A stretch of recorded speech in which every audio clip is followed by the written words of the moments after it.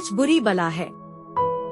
सीतापुर नामक गांव में वेद नाम का एक किसान रहता था।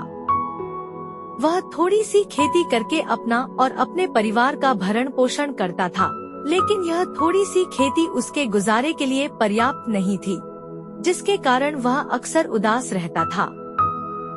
जब भी कोई उनसे कहता, वेद जी आप बहुत दुखी हैं, तो वे जवाब देते, किस्मत बहुत ताकतवर है भाई, इंसान वही ले सकता है जो भगवान उसे देता है।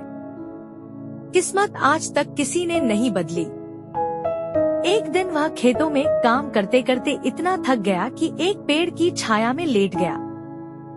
थोड़ी देर बाद जब उसकी आंख खुली तो उसने देखा कि उसके पास एक काला सांप फन फैलाए बैठा है।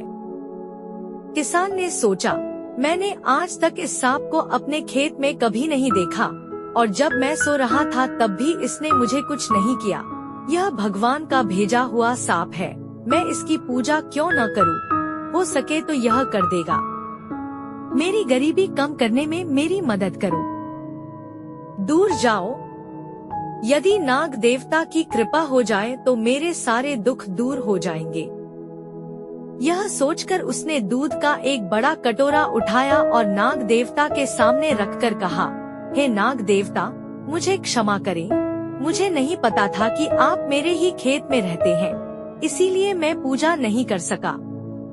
आप पहले मेरी यह पूजा स्वीकार करो और मेरे कष्ट दूर हो जाएंगे। इतना कहकर किसान दूध का कटोरा वहीं रख देता है और घर लौट आता है। सुबह जब किसान उठा और उसी सांप के पास गया तो उस कटोरे में सारा दूध खत्म हो गया था और कटोरे में एक सोने का सिक्का पड़ा हुआ था। वह उस सोने का सिक्का देखकर खुशी से उछल पड़ा और खुशी से नाचते हुए कहने लगा, नाग देवता ने मेरी विनती सुन ली है, अब हम भी अमीर बन जाएंगे और हमारी सारी परेशानियां दूर हो जाएंगी। उस दिन के बाद से वह किसान हर रात नाग देवता के लिए दूध का एक कटोरा भरकर रखता था। वह जब भी सुबह आता तो उसे उस कटोरे में एक सोने का सिक्का मिलता। इस प्रकार उस किसान की गरीबी दूर हो गई।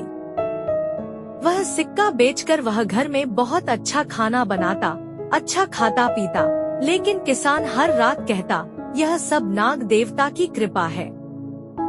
एक बार एक किसान को किसी काम से 3-4 दिन के लिए गांव से बाहर जाना पड़ा तो उसने अपने बड़े बेटे हरिराम को बुलाया और समझाया कि उसे हर रात नाग देवता के लिए दूध से भरा एक कटोरा रखना होगा और सुबह वह कटोरा दूध से भरना था, से एक सोने का सिक्का लाना है।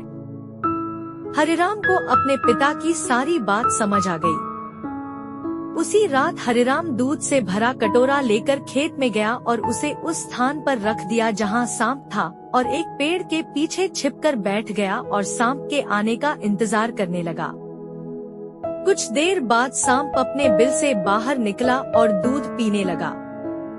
दूध पीने के बाद उसने अपने मुंह से एक सोने का सिक्का निकाला और उसे कटोरे में डालकर वापस अपने बिल में चला गया। हरिराम एक पेड़ के पीछे छिपकर यह सब देख रहा था। जब सांप वापस चला गया तो हरिराम ने कटोरा उठाया और घर की ओर चल दिया। चलते चलते वह सोचने लगा कि इस सांप के पेट में कितने सिक्के होंगे जो हमें हर दिन एक सिक्का देता है। ऐसा लगता है कि इसके पास बहुत बड़ा खजाना है। इसका पेट तो भर गया है, क्यों न मैं इसका पेट फाड़कर सारे सिक्के और खजाना निकाल लूं? तो क्या हमें इसे रोज दूध भी नहीं देना पड़ेगा? हरिराम ने सोचा कि कल जब सांप दूध पीने आएगा तो मैं उस पर पीछे से वार करूंगा और उसके पेट से सारे सिक्के और खजाना निकाल लूंगा।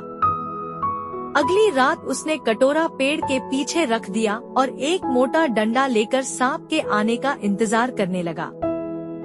कुछ देर बाद जब सांप दूध पीने लगा तो हरिराम ने उस पर पीछे से लाठी से वार करना शुरू कर दिया। थोड़ी देर बाद सांप मर गया। हरिराम लालच में पूरी तरह अंधा हो गया। जब उसने सांप का पेट काटा तो उसमें एक भी सिक्का नहीं मिला। वाह री किस्मत! सच तो यह है कि तुम बहुत शक्तिशाली हो, लालच के कारण हरिराम ने प्रतिदिन मिलने वाले पैसे भी खो दिए। इसीलिए कहा जाता है कि कभी भी लालच नहीं करना चाहिए, लालच बुरी बला है। Thanks for watching. Please subscribe.